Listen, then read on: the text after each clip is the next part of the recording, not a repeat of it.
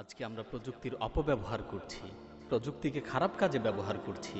আমাদের তরুণ সমাজ অনলাইনে সারাক্ষণ পাপাচার আর অশ্লীলতায় লিপ্ত। গান, মুভি ও পর্নোগ্রাফির মতো অশ্লীল ভিডিওগুলো নিয়ে ব্যস্ত থাকাই যেন তাদের কাজ।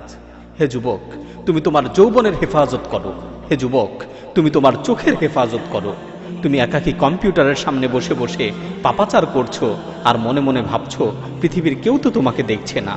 মনে রেখো, তোমাকে পৃথিবীর কেউ দেখুক আর না দেখুক, আল্লাহ সুবহানাহু ওয়া তাআলা কিন্তু ঠিকই দেখছেন। পৃথিবীর কেউ তোমার পাপাচার সম্পর্কে জানুক আর না জানুক, আল্লাহ সুবহানাহু ওয়া তাআলা কিন্তু ঠিকই জানেন। তুমি কম্পিউটারের ব্রাউজিং হিস্টোরি থেকে তোমার পাপাচারকে যতবারই ডিলিট করো না কেন, মনে রেখো আল্লাহর কাছে তোমার পাপাচারের হিস্টোরি কিন্তু ঠিকই থেকে যাচ্ছে।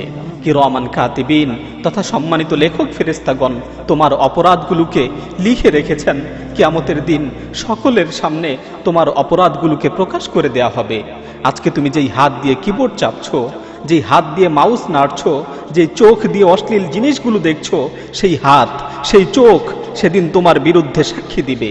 আল্লাহ সুবহানাহু ওয়া তাআলা কিয়ামত দিবসের ব্যাপারে বলেন, আল ইয়াউমা নাখতিমু আলা আফওয়াহিহিম ওয়া তুকাল্লিমুনা আইদিহিম ওয়া তাশহাদু আরজুলুহুম বিমা কানু ইয়াকসিবুন। আজকে আমি তোমাদের মুখগুলোকে বন্ধ করে দিব। আজকে তোমাদের অপরাধের ব্যাপারে তোমাদের হাত কথা বলবে, তোমাদের পা কথা বলবে। আজকে তোমাদের অপরাধের ব্যাপারে তোমাদের হাত পা সাক্ষী দিবে।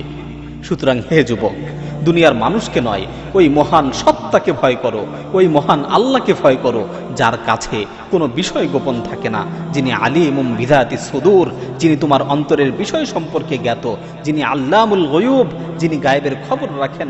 সেই মহান প্রতিপালককে ভয় করো, সেই মহান রবকে ভয় করে সকল অশ্লীলতা ও পাপাচার থেকে বিরত থাকো।